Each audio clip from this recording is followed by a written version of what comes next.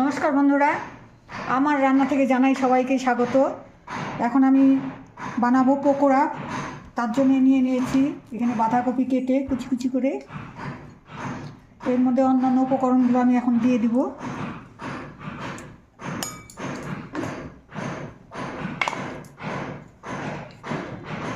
এখানে সব কিছু রেডি করা আছে।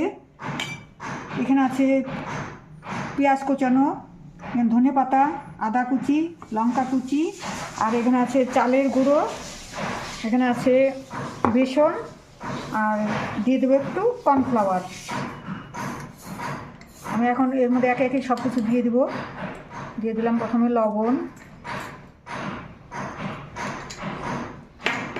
যারা যেরকম খাবেন সেইভাবে পরিমাণ মতো দিয়ে নেবেন।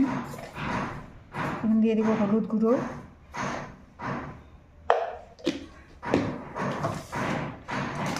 এখানে দিব একটু কাশ্মীরি লঙ্কার গুঁড়ো,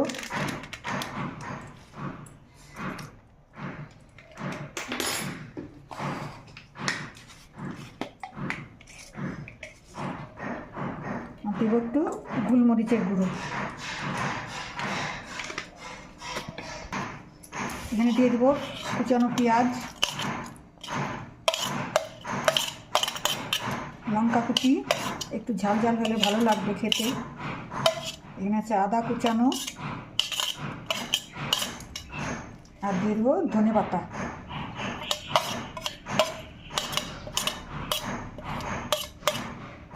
ভালো করে মাখিয়ে নিব। এখন এর মধ্যে দিয়ে দেবো বেসন, দিয়ে দেবো 2 চামচ চালের গুঁড়ো,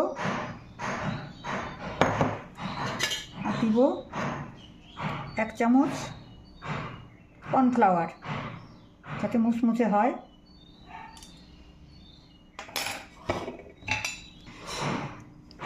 আমি এখন ভালো করে মাখিয়ে নিব, একদম মুচমুচে হবে। এখন তো বিকাল হয়ে আসছে, বললো চা দিয়ে খাবে। কি খাবি চা দিয়ে? হ্যাঁ,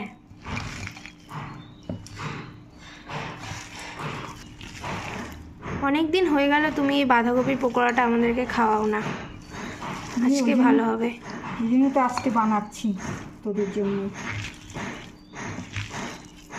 তো ভালো করে মাখিয়ে নিব। চা, মুড়ি আর পকোড়া। বিকালে 1 কাপ দুধ চা, 1 বাটি মুড়ি, আর বাঁধাকপি পকোড়া। একটু চালের গুঁড়া দিয়ে দাও।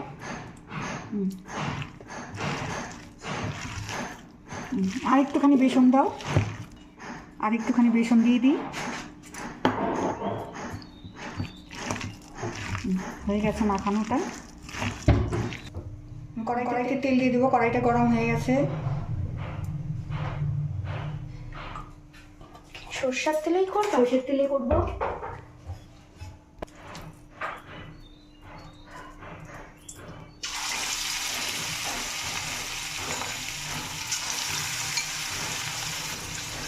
গ্যাসটা একটু কমিয়ে নিব।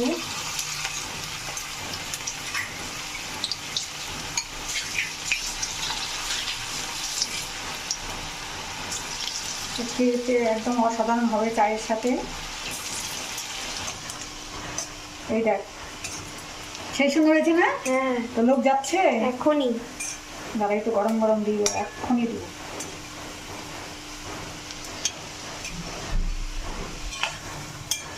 এই বড়াগুলো হয়ে গেছে, তুলে নিব।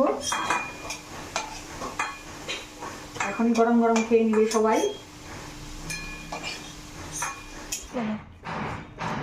পকোড়াগুলো ভাজা হয়ে গেছে, দেখুন কি সুন্দর লাগছে। এখন চা দিয়ে খেতেও খুব ভালো লাগবে। আমি চা করে দিব, গরম গরম চা, মুড়ি আর পকোড়া।